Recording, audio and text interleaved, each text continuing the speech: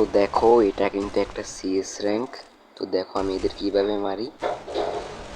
তো আমি কিন্তু ফার্স্টে একটা ডাউন করে রাখছি, এটাকেও মারবো আমি। এই মারলাম কনফার্ম করে। এবার ওখানে কিন্তু রিভাইভ হয়ে যাচ্ছে, তোকে কিন্তু আমি আবার ডাউন করে দেব। ডাউন করে দিয়ে এরপর অন্য একটা এনিমি লুকিয়ে আছে, তো চলো ওকে মারা যাক। ওকে কিন্তু এখন একটা সারপ্রাইজ শট দেবো আমি।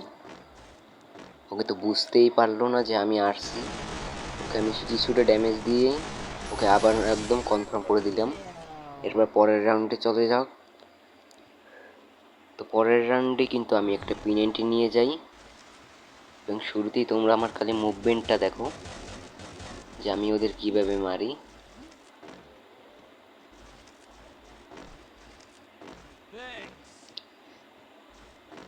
তো ওখানে শুধু আমার মুভমেন্টটা দেখো। প্রথমে আমি এখানে একটা গ্রেনেড কক করি,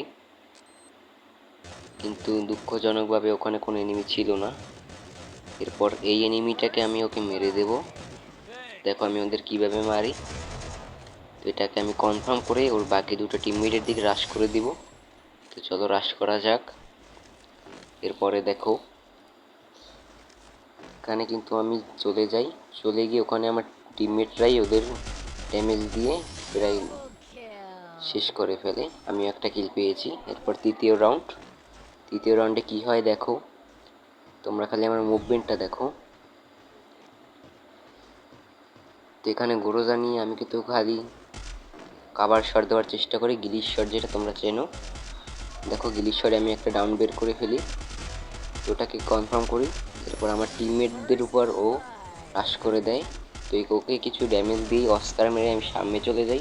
এবার ওকে নক করে ওর বাকি টিমমেট কিন্তু এসে আমার একদম স্পিড লো করে দেয়। তো দেখো এখানে মেরে দিলাম। এই রাউন্ডের পর শেষ রাউন্ডে দেখো এখানে আমি আবার গোরোজার P90 নিয়ে নিই।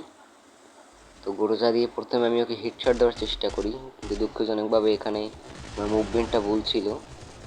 তো এখানে আমি একটা গ্রেনেড কক করি, তো গ্রেনেডটা একদম ওকে গিয়ে ডাউন করে দেয়। ডাউন করে আমি ওর বাকি টিমমেটের উপরে রাশ করে দিব। তো দেখো এরপর এখানে কিন্তু আমি ওর প্রথম টিমমেটটাকে ডাউন করে দিই। ডাউন করেই কিন্তু আমি ওর দ্বিতীয় টিমমেটটা ডাউন মেরে কনফার্ম করলেই ম্যাচ বের হয়ে যাবে। তো লাইক অ্যান্ড সাবস্ক্রাইব।